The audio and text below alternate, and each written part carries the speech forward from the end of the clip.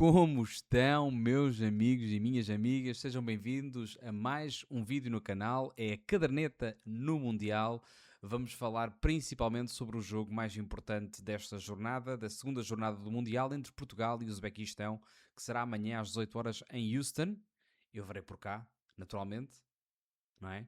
Mas vamos acompanhar com a camisola vestida, como deve ser.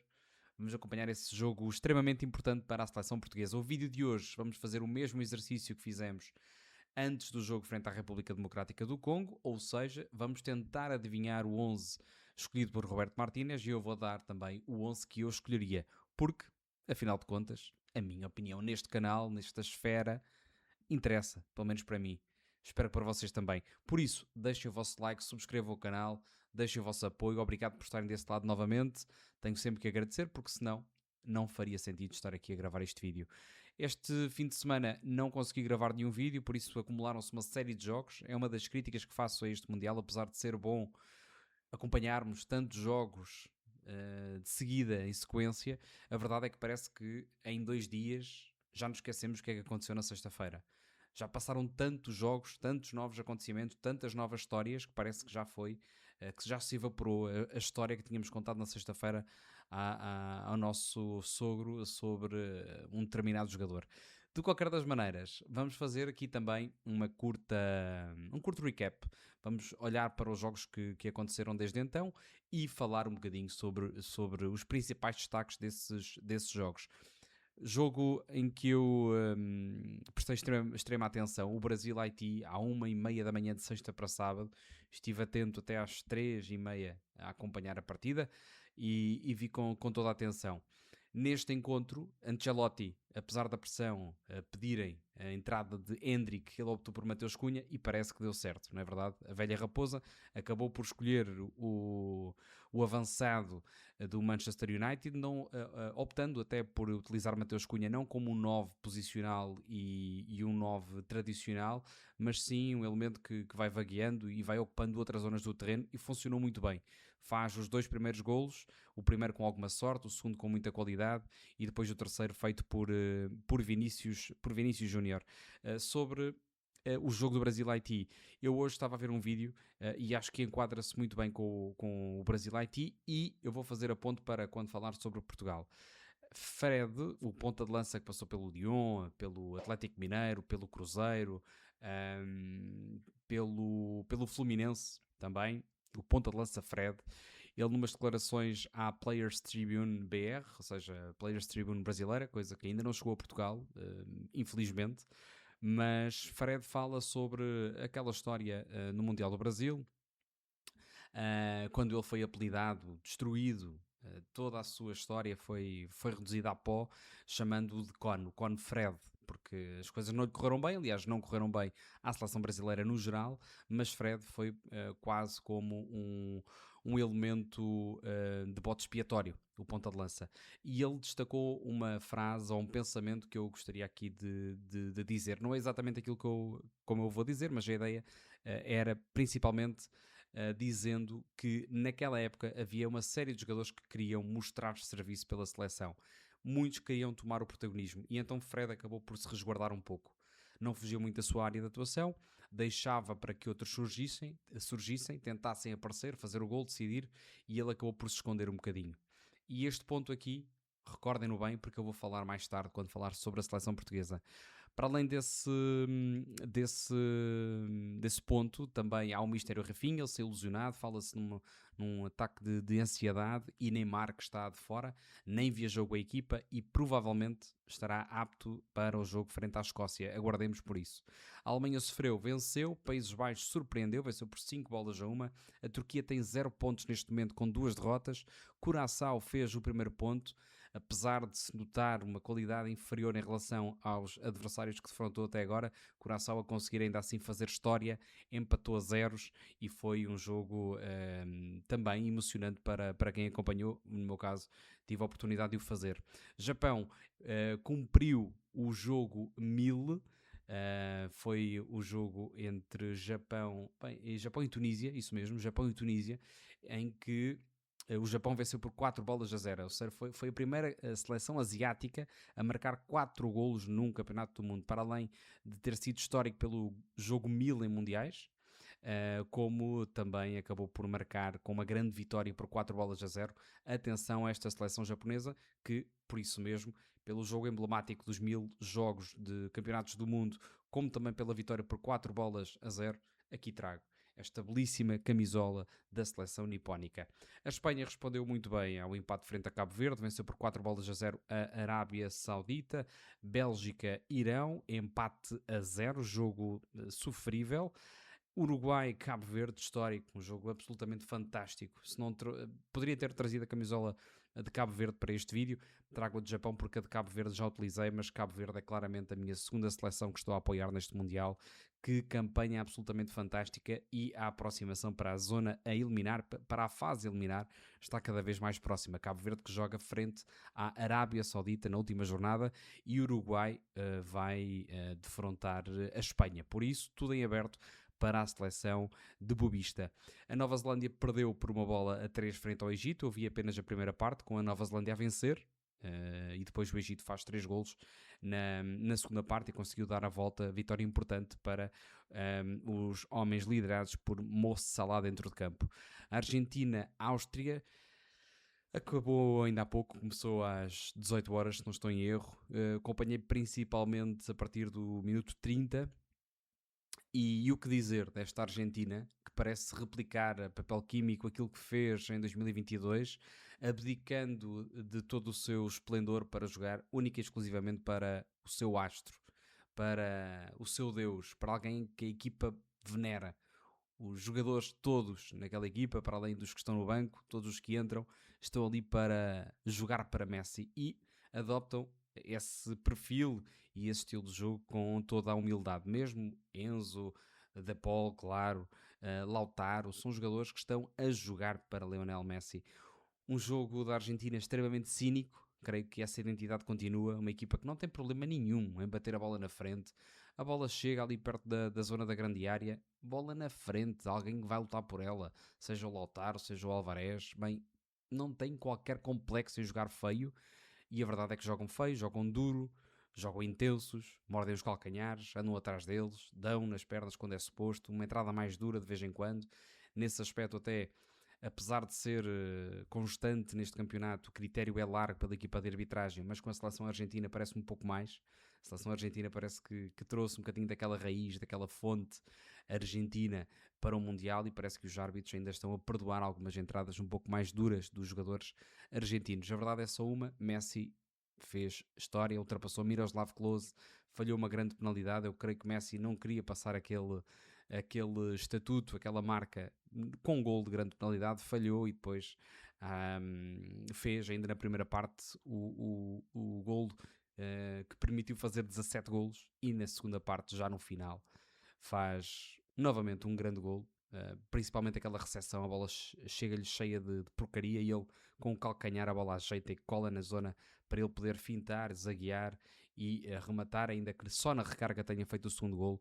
Mas Lionel Messi novamente a entrar para a história do futebol, para a história do futebol mundial, para a história dos campeonatos do mundo, a fazer uma exibição categórica, a sair aplaudido por adeptos argentinos, por adeptos austríacos, por Klopp, Jürgen Klopp, por Müller, Maxi Rodrigues, até pelo o treinador da Áustria, o Rangnick, também a dizer que Lionel Messi mostrou novamente que é o melhor jogador de sempre, segundo palavras do treinador alemão que está no comando da seleção austríaca. E Messi faz-nos sentir isto mesmo, faz-nos sentir saudade antes mesmo do fim estar a chegar. Saudade de algo que ainda está aqui, bem visível, palpável, à frente dos nossos olhos, mas que sabemos que não vai durar para sempre, e queremos que seja eterno, mas não é possível. Normalmente as despedidas não se escolhem, chegam com o tempo, ele parece que já o escolheu, chegam até com o declínio, chegam até com algum pesar, mas com o Messi isso não se sente. A despedida parece fazer com que sintamos que queremos mais daquilo que está a acontecer neste preciso momento, apesar de estarmos bem próximos da despedida. Messi é diferente, ele não vai parar porque não consegue, ele vai parar porque quer. e Lionel Messi vai deixar muitas saudades e dificilmente surgirá alguém parecido com ele. Relativamente ao último jogo de hoje, dia 23, daqui a pouco teremos outro encontro, creio que o Senegal, mas para já a equipa francesa está a jogar. Ora, deixem-me confirmar se já voltou ou não. Bem, não consigo, mas a França está neste momento a jogar frente ao Iraque. Estava a vencer por 1-0, gol de Mbappé, grande gol de Mbappé, a fazer o primeiro da partida e atenção, a aproximar-se, ele tem 27 anos, a aproximar-se dos melhores marcadores dos mundiais, a aproximar-se por isso de Lionel Messi, ou seja, muito provavelmente teremos a ultrapassagem pela esquerda do velocista francês Kylian Mbappé. Sobre esta chegada de Mbappé, estes golos de Lionel Messi, esta simetria e esta tranquilidade em relação à equipa de assumir que estão a jogar para determinado jogador, abdicando do seu próprio protagonismo, e mesmo na seleção francesa parece que isso está a acontecer, com Dembélé e Olise a jogarem para Mbappé. Isso é raro e é preciso que as estrelas se alinhem muito bem para que não existam conflitos dentro do balneário. A própria seleção argentina parece já ter isso perfeitamente assinado, digamos, com a sua trajetória. Já no Qatar tinha assim sido. Jogam para o Messi, sabem que Messi brilha, sabem que Messi é o último homem a rematar a baliza e jogam com toda a tranquilidade. Não exigem de Messi trabalho defensivo, aceitam aquilo com toda a naturalidade e lutam, jogam e quase que morrem por ele. Não é assim em todas as seleções. E agora sim vamos saltar para o 11 que Portugal poderá eventualmente escolher, ou seja, Roberto Martínez provavelmente irá escolher. Este equilíbrio entre entregar o protagonismo a quem o procura e respeitar o coletivo é um equilíbrio extremamente difícil de alcançar na gestão de balneário, e eu creio que Portugal ainda não o conseguiu. Ou seja, terem a capacidade e a humildade de, se a escolha de Martínez for colocar Cristiano Ronaldo na frente, que muito provavelmente será, terem essa humildade de temos que trabalhar para o homem, temos que trabalhar para Cristiano Ronaldo, para que naquele momento onde ele é fortíssimo, junto à baliza, a bola lhe chegue em condições para finalizar. E essa luta é difícil de gerir, até porque há outros jogadores que também querem brilhar. Mas eu estou esperançoso que neste jogo frente ao Uzbequistão as coisas vão acalmar, porque a verdade é que ninguém estava à espera daquele empate frente à República Democrática do Congo, e mais do que o empate, ninguém estava à espera de uma exibição tão apática e uma exibição tão sem falta, com tanta falta de cor, assim é que é. Relativamente ao 11, eu vou fazer o mesmo exercício, primeiro começando com o 11 que eu acho que Roberto Martínez vai escolher e depois com o 11 que eu escolheria. Em relação às escolhas de Roberto Martínez, ele vai manter na baliza Diogo Costa. Há a saída direta de Tomás Araújo, era expectável mesmo que estivesse a 100%, mas ele aparentemente está lesionado e por isso entra Rubem Dias, que já está novamente apto para entrar para a defesa. Ele que fez uma conferência de imprensa de grande nível, encarando os jornalistas que estão sedentos de polémica, e ele veio responder de olhos nos olhos para os jornalistas que queriam tirar algum sangue da seleção. Ao seu lado mantém-se Renato Veiga. Na linha do lado esquerdo, eu falei no último vídeo de que era provavelmente muito necessário fazer a gestão do esforço de Nuno Mendes, principalmente no primeiro jogo, que ainda havia 2 pela frente da fase de grupos para o utilizar, e aí sim ele poderia, já com o jogo ou com mais tempo de descanso, aproveitar esse tempo para o gerir e lançá-lo em jogos decisivos. O primeiro não deixa de ser decisivo, mas já temos mais informação no segundo e no terceiro jogo, de que forma poderemos atacar, de que forma que a outra equipa joga, e eu creio que a entrada de Nuno Mendes no primeiro jogo a titular, apesar de ele ter saído, poderia ter sido feita de outra forma.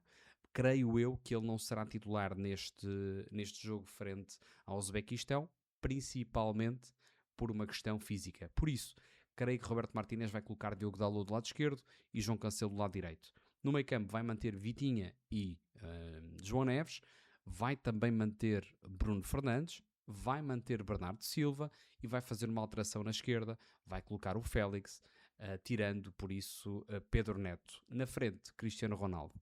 Eu estou a dizer que este será o 11, porque acho que vai continuar a respeitar a hierarquia, mantendo Bruno e Bernardo Silva, que como já vão perceber são dois elementos que eu iria substituir para este encontro, mas vai manter a hierarquia, vai dar o benefício da dúvida e se as coisas não estiverem a correr bem, mexe ao intervalo.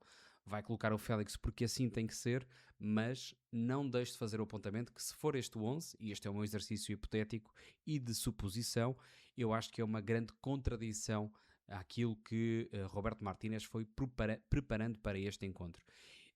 Eu esqueço tudo isso. Eu esqueço os jogos de preparação, porque Roberto Martínez já deu mais do que sinais de que os jogos de preparação não são de todo sinais daquilo que vai acontecer durante o Mundial.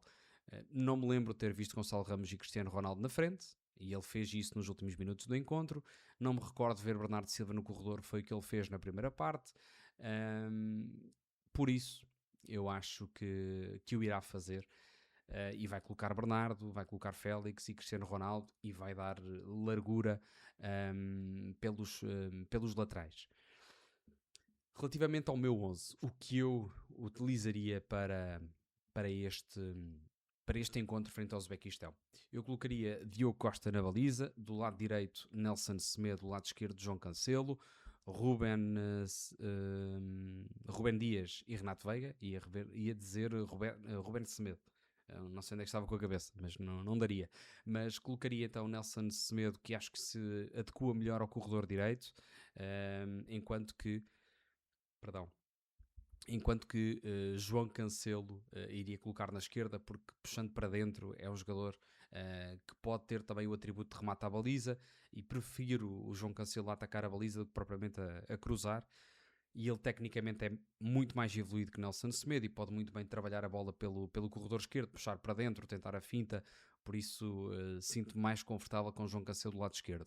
No meio campo, não invento, Vitinho e João Neves fazem bem o trabalho de box-to-box, de transportar a bola, de transição defensiva, por isso mantenho Vitinho e João Neves.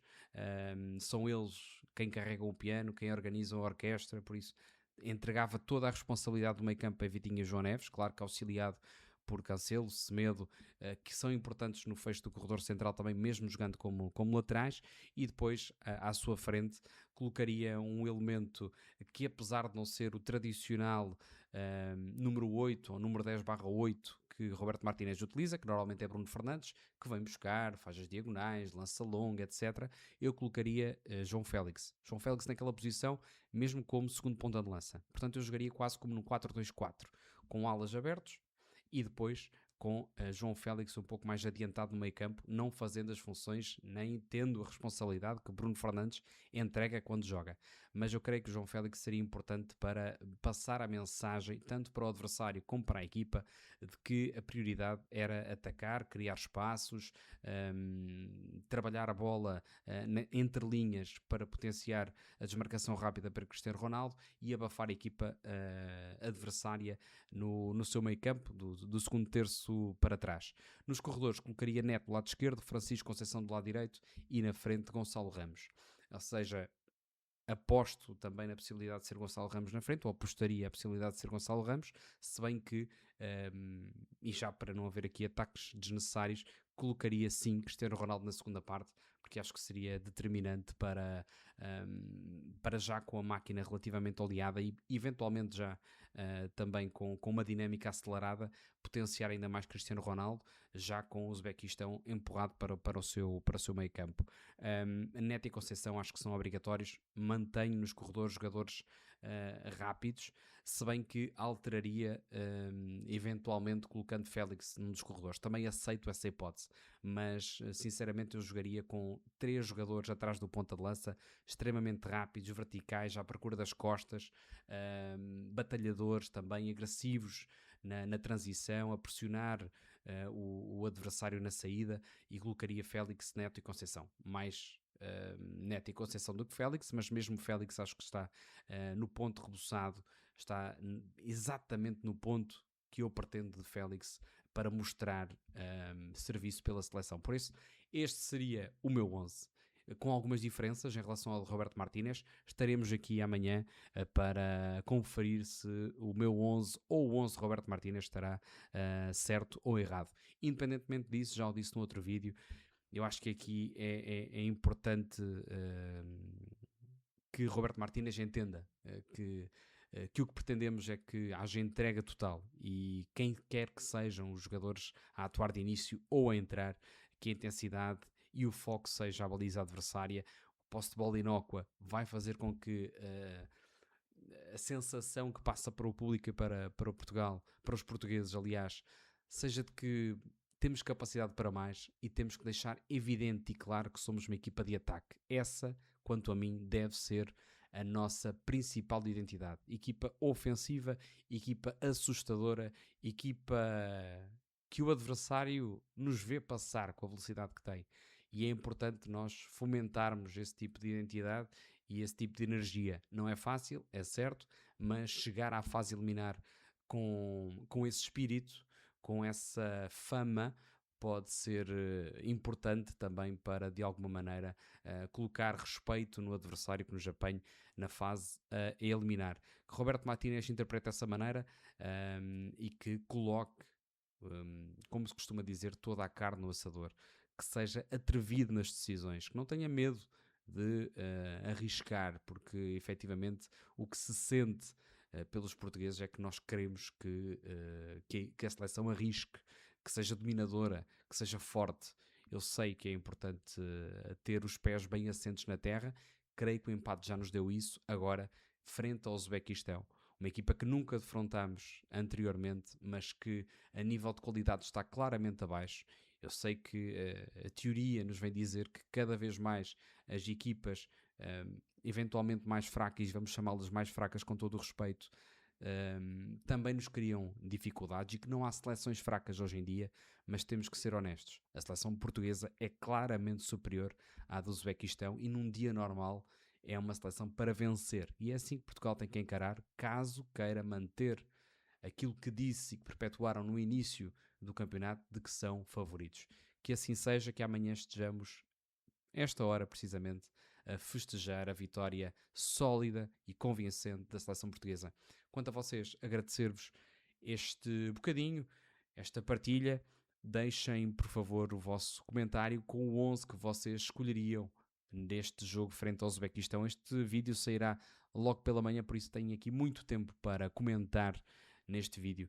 Esperem depois, pelo dia seguinte em que eu farei a análise. Espero eu estar bem mais confortável e com menos azia como estava depois do jogo frente à República Democrática do Congo, em que demorei 2 dias a vir aqui para gravar. Mas acho que desta vez, espero eu, e espero que esta minha confiança não nos trame, mas o que nos vale é que não há superstição nenhuma que pode influenciar o resultado de amanhã. Portanto, mesmo que eu diga bem, diga mal, isso é completamente indiferente. Um abraço a vocês, muito obrigado por estarem desse lado, obrigado pela companhia e vemo-nos num próximo vídeo. Tchau, tchau!